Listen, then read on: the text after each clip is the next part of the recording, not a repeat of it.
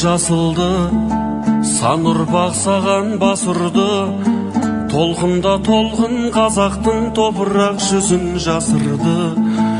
Өткізіп қилы ғасырды, ырысым жатқа шашылды.